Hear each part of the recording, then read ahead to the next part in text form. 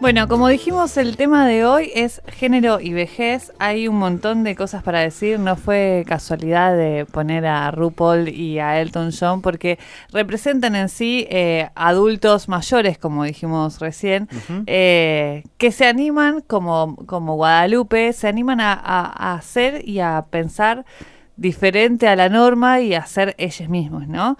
Sabemos RuPaul es una artista artivista, me atrevería a decir, que hace drag queens, ¿no? De hecho tiene su propio programa de drag queens, y Elton John, bueno, conocidísimo intérprete, es Sir Elton John, ¿no? Ujú. Es nombrado bueno, por esas cosas que tienen los ingleses que se llaman reinas.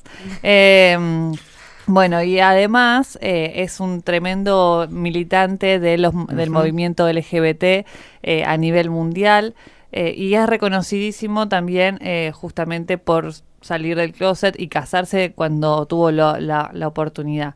Él fue uno de los primeros artistas en esto, en reconocer su homosexualidad, y lo hizo en la década de los 80 y hoy ya con más de 60 años sigue militando a favor de los derechos LGBT y particularmente ahora lo hace desde esta posición de adulto mayor, de viejo. Me voy a atrever a decir viejo porque no está mal pensar la vejez, ¿no? El año pasado hablábamos con un psicólogo que trabajaba con adultos mayores o con Ujú. temáticas de la vejez y nos decía, bueno, hay dos procesos que se reconocen cuando hablamos de los adultos mayores. Uno es el proceso de envejecimiento en cuanto a medida que uno va creciendo, y otro es, bueno, ya la vejez, cuando estamos en una pasando ya la barrera de esto que se llama los años, los 65 años más o Ujú. menos, y ya adentrándonos en esta época. Para hablar de géneros y sexualidades y vejez tenemos un montón de cosas para nombrar. En el caso de lo que nos traía Eva con respecto a Guadalupe, por ejemplo, podemos hablar de una ruptura que se genera tanto en los roles masculinos como en los roles femeninos, entrada una edad suficiente, Ujú. ¿no? Como esto, de vuelta a los 60 años.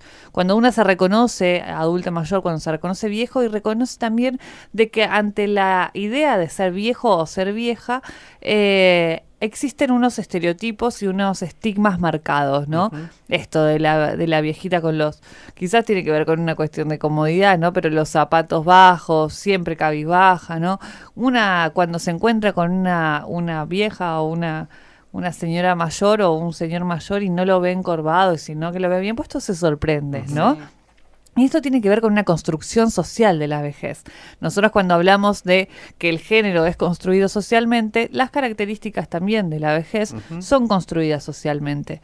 Y ante esto ha habido como varias rupturas que se generaron respecto a lo que es considerado la vejez, y una de ellas es la gerontología feminista, Mm. ¿sí?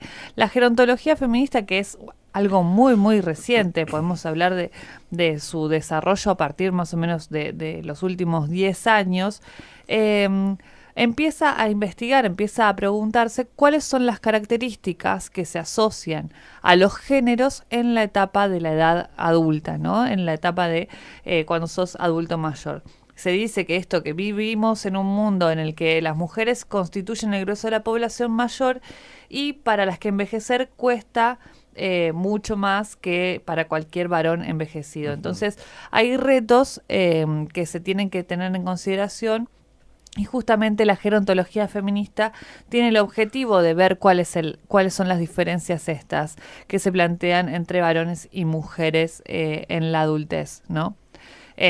Y al respecto de esto, plantean también que existe una triple discriminación en la sociedad que tiene que ver justamente con considerar esto, la etapa adulta, como un problema fundamental. Después, además, ser mujeres o ser homosexuales o ser personas trans.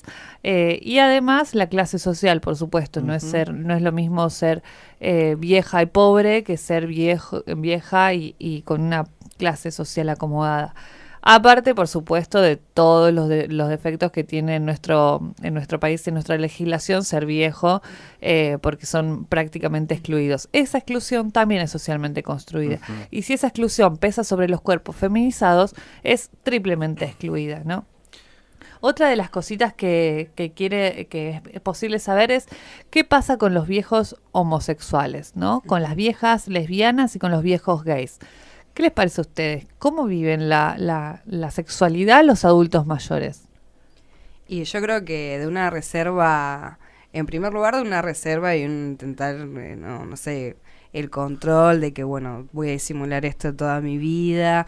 Primero porque si ya hay cierto punto en la actualidad que sigue siendo discriminatorio, todavía sigue habiendo mucha violencia. No me quiero imaginar en la época en que ellos se han educado y han mamado, digamos, Claro. la manera de desarrollar su sexualidad. Creo que debe ser muy difícil, que por eso creo que también se aplaude tanto y se glorifica tanto cuando, por ejemplo, personas como Elton John ayudan a ser ejemplo para seguir en esta lucha, pero creo que sí, que debe ser el triple de difícil de lo que puede ser también para un joven el día de hoy. Sí, yo siempre que he escuchado hablar en relación a la sexualidad de los adultos mayores, de los viejos o de las viejas, siempre aparece, digo esto en televisión más que nada y en diferentes medios de comunicación, siempre aparece primero esa aclaración que dice, pero los viejos también tienen una actividad sexual, son muy activos sexualmente, claro, ¿no? Es como que la aclaración ya viene un poco a indicar que de fondo hay como una negación a unir la vejez con la sexualidad. Totalmente. Sí, no solamente para las personas homosexuales, sino también para las personas heterosexuales. Esto de decir, los viejitos tienen relaciones sexuales. Bueno, relaciones sexuales dijimos que no se dice, ¿no? Pero bueno, copulan, o por lo menos tienen una sexualidad abierta, libre y activa, ¿no? Claro. Y sí, sucede completamente. Y particularmente en el caso de las personas viejas homosexuales, lo que muchas veces pasa es que este estigma que nosotras vemos en la juventud también existe en la vejez, ¿no? Esto, ¿cuándo voy a salir del closet? ¿Cómo puedo salir del closet? Pensar de que las personas que hoy son adultas, que mayores, estuvieron viviendo su vida adolescente adulta durante la década de los 70 más o menos. Entonces también pensar de que el contexto no ayudó para la liberación de su sexualidad. En muchos casos sí lo hizo. Los primeros militantes de las colectivas gays reconocen hoy que ha sido muy importante, pero bueno, tuvieron que vivir su sexualidad muy de adultos, ¿no? Entonces es muy diferente, pero bueno, igualmente existe. Y afortunadamente existe también espacios donde donde los viejos se pueden encontrar, como estos hogares de día. Uno de ellos es organizado por la ONG Puerta Abierta a la Diversidad y está en Buenos Aires. Y ahora el año pasado inauguraron otro centro de día para adultos mayores de la comunidad LGBT en Mar del Plata. Entonces, digo, también es una apuesta de que las personas que estamos militando en el colectivo LGBT podamos reconocer de que nos queda saber qué les pasa a nuestros viejos y a nuestras viejas. Vamos a recuperar ahora alguna de las cositas que nos dijo Walter Giribuela, esta persona que trabajó específicamente con adultos mayores de la ciudad de Buenos Aires y que vivían su sexualidad, su homosexualidad libremente. Es un tema que recién en los últimos 15, 20 años empieza a tener cierta visibilidad, ¿no? Digo, empiezan a dejarse de lado algunos mitos, algunos estereotipos que hay sobre la sexualidad en la vejez. En ese marco, el tema de la diversidad sexual en la vejez era realmente inexistente, sigue siéndolo. Siempre que se habla de sexualidad en la vejez, se hace mayormente desde los chistes, casi te diría desde el insulto, y por otro lado está realmente ausente la posibilidad de cualquier tipo de deseo que no sea heteronormativo. Claro. Cualquier mujer que gusta, quiere o se enamora de otra mujer, cualquier hombre que gusta, quiere o se enamora de otro hombre, es una asignatura pendiente, y me llamaba mucho la atención eso porque trabajando con viejos se veía que esto era algo que estaba, digo, viejos gays, mujeres viejas lesbianas, hubo siempre, lo que no eran era visibles, claro, ¿no? Digo, por eso fue que me empecé a acercar. Piensen una cosa, que se prevé que para el 2050, por primera vez en la historia de la humanidad, haya más viejos que niños a nivel mundial. ¿Sí? El envejecimiento demográfico está llevándonos a eso. Cuando pase esto, que va a ser de alguna manera un cambio de paradigma muy fuerte, ahí vamos a tener que estar preparados para pensar en la sexualidad de estas personas que antes tenían una expectativa de vida de 50 años y hoy están rozando los 80. Entonces, hay muchos cambios. Ahí es un escenario bien desafiante, por suerte, en este momento. Siempre hay como un temor o una idea instalada de que nadie nos va a aceptar, de que es imposible presentarlo y demás, de nuestra orientación, decir quiénes somos, y me parece que una vez que eso se logra, permite un enorme avance. Los viejos son una generación que nos pueden transmitir la memoria oral y nos puede contar cómo fue esto, y me parece que es súper valioso para ellos. Para los que trabajamos con viejos, me parece que el primer pedido, la primera súplica prácticamente es que abran la cabeza y que no debemos pensar solo con nuestro régimen de mirada. Si una persona es heterosexual, pensá cuántas veces limitamos en la misma pregunta la posibilidad de la respuesta. Le preguntamos a un nene, ¿vos tenés noviecita? Y le complicamos la respuesta al pibe. Porque si nos quiere decir, no, a mí me gustó un varón, ya le pusimos género femenino en la respuesta. Con los viejos lo mismo, entonces no ridiculizarlos, no hacer chistes todo el tiempo con ellos y estar dispuestos a la escucha y preguntar con ganas de escuchar. Y ahí me parece que es una gran respuesta, y obviamente formarnos, leer un poco sobre cuestiones, sobre temas que tienen que ver con sexualidad en la vejez y con diversidad.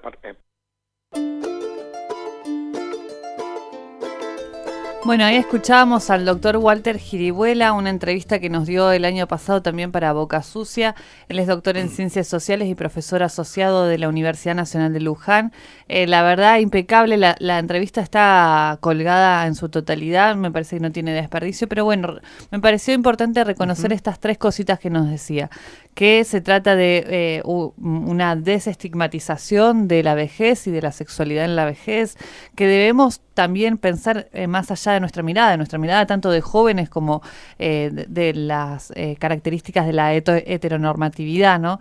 Y algo también muy interesante que decía es, bueno, que esto está sucediendo en la actualidad y que las personas los adultos mayores con los cuales ha trabajado, no han tenido mayores inconvenientes en trabajarlo ahora en la actualidad, pero lo que les ha costado toda una vida en poder salir del closet, como decimos normalmente, ¿no? Y esto también sucede con las personas transgénero.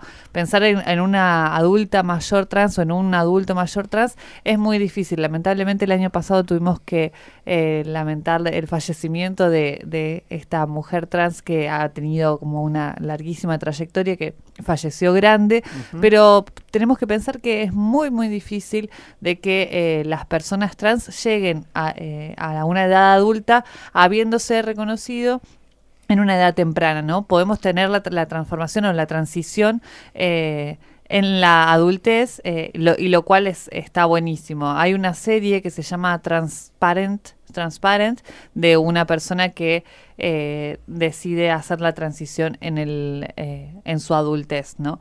Así que bueno, esto es un poquito lo que teníamos para el día de hoy. Saben que pueden seguir comunicándose, también adultos y adultas y adultes mayores que quieran comentarnos un poquito su experiencia, lo pueden hacer al WhatsApp de la radio. Y a las redes sociales. Sí, también nos pueden escuchar online. Generalmente no decimos eso, pero también nuestros adultos mayores que quizás están más pegados a la radio y no a la compu. Pero bueno, por las dos formas, a través de esas dos formas nos pueden escuchar. Entonces, el 17 de mayo, Día contra la Discriminación por la Orientación Sexual e Identidad de Género, vamos a estar acordándonos también de los viejitos, las viejitas y les viejites. Boca Sucia, rompiendo moldes.